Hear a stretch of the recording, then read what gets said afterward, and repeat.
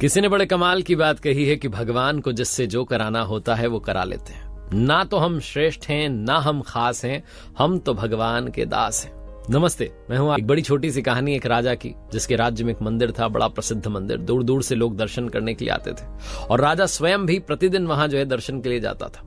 जब राजा दर्शन करने के बाद, पूजा पाठ करने के बाद मंदिर से वापस रवाना होता तो सीढ़ियों से उतरता अपने राजमहल की तरफ जाने के लिए, तो देखता कि सीढ़ियों पर लेफ्ट साइड और राइट साइड दोनों साइड भिखारी बैठे होते थे।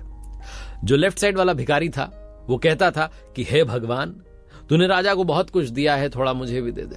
और राइट साइड वाला कहता था, हे राजा, तुम्हें भगवान ने बहुत कुछ दिया है, थोड़ा मुझे भी दे दो। ये डायलॉग उसे रोज सुनने को मिलते थे।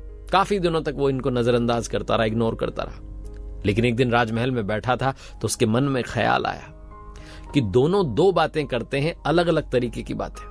पहले वाला कहता है कि भगवान, तुमने राजा को बहुत कुछ दिया है, थोड़ा मुझे दे दो, भगवान से मांगता है। दूसरा वाला कहता है, हे राजा, तुझे भगवान ने बहुत कुछ दिया है, थोड़ा मुझे भी दे दे, दूसरे वाला मुझसे मांगता है। तो उसने मंत्री को बुलाया और कहा, देखो, आप भी मेरे साथ चलते हो, आपको पता है दो भिखारी दोनों अलग अलग बातें करते हैं। राइट साइड वाला मुझसे मांगता है, उसका भरोसा भगवान से ज्यादा मुझ पर है, तो क्यों ना हम उसकी मदद करें। वो रोज कह रहा है कि हे राजा, तुम्हें भगवान ने बहुत कुछ दिया है, थोड़ा मुझे दे दो। कल मैं किसी कार्य से राज्य से बाहर जाऊंगा, आप मेरी ओर से उसकी मदद करना। एक कटोरे में स्वादिष्ट खीर बनवा के ले जाना और उस कटोरे में नीचे की ओर सोने के सिक्के छुपा देना। उसे खीर भी मिल जाएगी, सिक्के भी मिल जाएंगे, उसका जीवन पलट जाएगा, फिर कभी वहां भीख मांगने के लिए नहीं आएगा। मंत्री बड़ा खुश हुआ कि बड़ा अच्छा आपने आइडिया सोचा है, बड़ा अच्छा आपका विचार है। अगले दिन राजा था वो राज्य से बाहर गया हुआ था। मंत्री राजा के बिहाफ पर वहां पहुंचा और राइट साइड वाला जो भिखारी था, राइट साइड वाले भिखारी को ले जाकर के वो कटोरा दे दिया खीर से भरा हुआ और उससे बोला, लो, तुम कहते थे ना राजा, तुम्हें भगवान ने बहुत कुछ दिया है, तुम मुझे भी दे दो। राजा साहब ने खुश होकर के खीर तुम्हारे लिए भिजवाई है। बड़ा खुश हुआ राइट साइड वाला भिखारी। उसने कहा, वाह क्या बात है, स्वादिष्ट खीर आई है।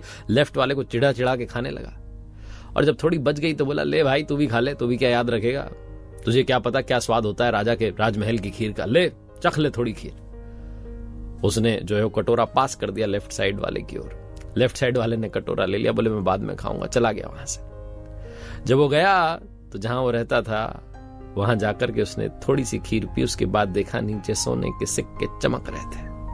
उस दिन के बाद लेफ्ट वाला मंदिर की सीढ़ी पर भीख मांगने नहीं आया, बल्कि धन्यवाद करने प्रतिदिन आया कि भगवान, आपने मुझ तक जो पहुंचाना था वो पहुंचा दिया।